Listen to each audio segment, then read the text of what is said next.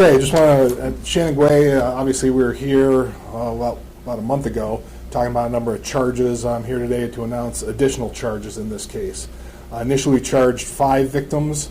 Since we had our press conference, kind of thinking there may be other victims out there, we've had additional women come forward. So we have 5 additional women that have come forward that we can file charges on at this point in time.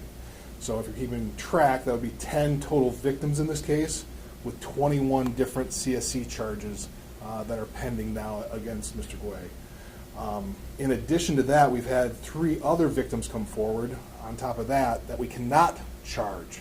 We cannot charge those individuals due to statute of limitations issues. Basically what we have now with these new charges are 5 counts of criminal sexual conduct in the first degree and 1 count of kidnapping. Those are all life offenses in which there's essentially no statute of limitations. The ones we cannot charge are involving criminal sexual conduct in the second degree charges. Those are a maximum penalty of 15 years, but those have issues regarding the statute of limitations because under Michigan law, the statute of limitations is 15 years or 28 years old is when it runs out, and the victims we have are older than that, and the charges are older than 15 years, so we're unable to move forward. However, saying that, I think it is beneficial, and hopefully we're doing this once again. I think there's the message that we can still, if there's more people out there, don't think, well, it's too old, we can't do anything. Those victims may be used in court to support the other victims. Even though we can't officially file charges, we may be able to use their testimony in a court proceeding to, in essence, support what these other girls are saying happened to them many years ago. So it's not like, geez, nothing can happen. I think people stepping forward at any time with any information is extremely beneficial, as we see. Our first press conference we had 5, and now we've got at least 8 more women who have come forward, and I have a feeling there's probably more out there. So that's why we're trying to get the word out, and we appreciate the press doing that because I think this does help in these criminal sexual conduct investigations. They very often don't want to come forward. Delayed disclosure and hiding stuff like this is a very common aspect of sexual assault cases, especially when you involve kids or teenagers, as this case does. So that's where we're still trying to get the message out and encourage people. If you have information, please come forward. The Sheriff's Department is looking into everything, and we're doing what we can. As with the other charges, he is presumed innocent until proven guilty beyond a reasonable doubt. That will happen in the court case down the road. I think the preliminary exam is set for August at this point in time. I don't have the exact date, but I think it's been pushed back till August because we're still doing an investigation. And I think the sheriff has a few words to say about some other things going on. Good morning, everybody. And I just wanted to make a couple comments. Our hearts go out to the women that have been impacted by this offender, the women that we already know about, the women that we're still seeking information from. There are many resources in our community, including the YWCA as an adult. If there are children that you know of that have been sexually assaulted, the Children's Advocacy Center is a great resource for counseling and information. So that being said, we have notified jurisdictions in Washington, Texas, Florida, and California where we know he has worked as a gymnastics coach in previous years. And we've made sure they have the details of this case, the pattern that we believe has been established, so that they can look for victims in their jurisdictions as well. We have already become aware of some material that has been located in Florida and charges that will likely be pursued there because of that. So again, if you have any information in our community, if there is any information about any more activities of Mr. Guy, we do want to know it. We do need to know it because it helps other victims move forward with their cases, and it may still be a case that we can pursue here in Michigan. That being said, we're available for questions, or if anybody has any issues that we haven't answered. Yes, ma'am. So, Sheriff, you had just mentioned that charges will likely be pursued in Florida. Can you say where specifically in Florida? I don't. It's the Charlotte County Sheriff's Office that we have been working with on this case, which is where he was located at the time original charges were sought. I know it's ongoing, so I don't know. Yeah, I don't have much detail on that case. That's a case you would want to reach out to them with. We just know that there are charges moving forward potentially in that jurisdiction. I do need to point out, just like the prosecutor said, obviously all of these are pending, either pending conviction or pending charge. So there are no convictions yet for Mr. Guy. That's all going to be the result of court cases and proceedings. So we do have to keep the notion that he may not be guilty of these things, but we believe he is. Do you have possibly like a timeline of when he might go to each of those states? We do have a timeline. I don't have that exact timeline, but we would be able to supply that information. Are you able to comment on just the gravity of this case? Obviously, this is a person, trusted as a coach, and then, these, charges against him, these accusations. Just, more on that.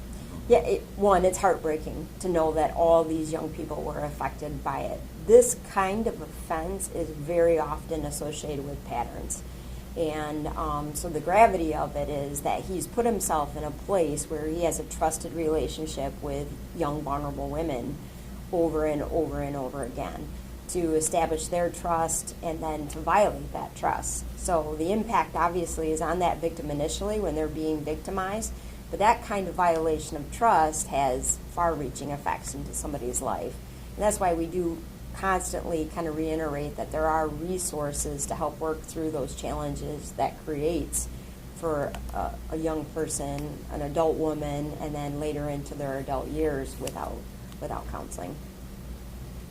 You have a lot of victims that have already come forward. Is it still important if there's other victims out there for them to come forward as well? Yeah, and the prosecutor alluded to this. So there's several ways actually, that coming forward impacts our cases. One, it helps to establish patterns and how did he victimize you. It may allude to how he victimized other people, which might help us identify additional victims and charges. So that's one way.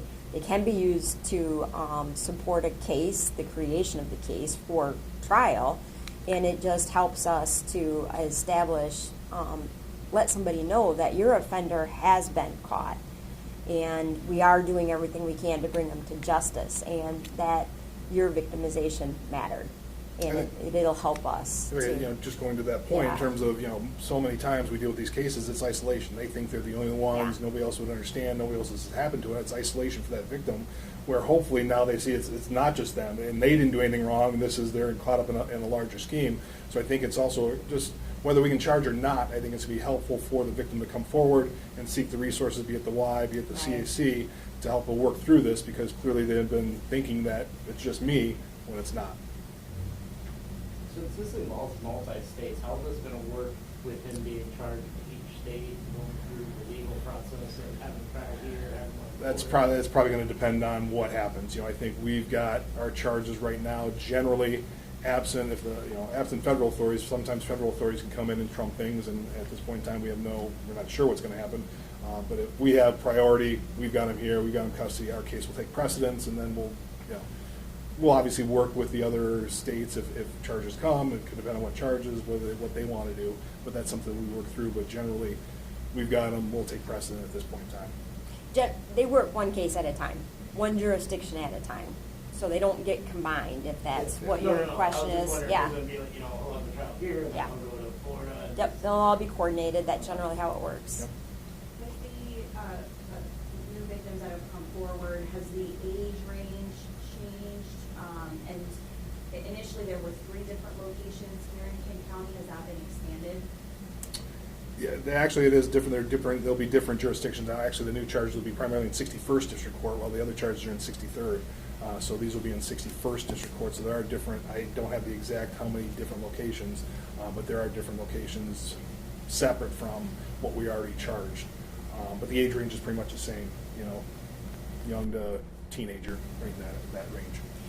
So our pattern here in Kent County, and I can't speak to another jurisdiction's case, our pattern is fairly consistent with the ages of victims, establishing a relationship in one location and then pursuing CSCs in locations related to those victims. Okay, so that includes, there was one business initially, right? Right. The former gymnastics location, and then 2 private residents? Yeah, so that has... we do not know of another business location at this point. So it is all around relationships established there, but then events that happen related to the victim. after charges were first announced like a month ago, was it relatively quickly when the other victims came forward? Like after the first 5 victims came forward, was it relatively quick after the fact? Yeah, obviously within a month, so yeah, Yeah. it wasn't, yeah, it didn't Yeah. take a whole lot of time, because there's still investigations, so it wasn't like this, we just got these yesterday.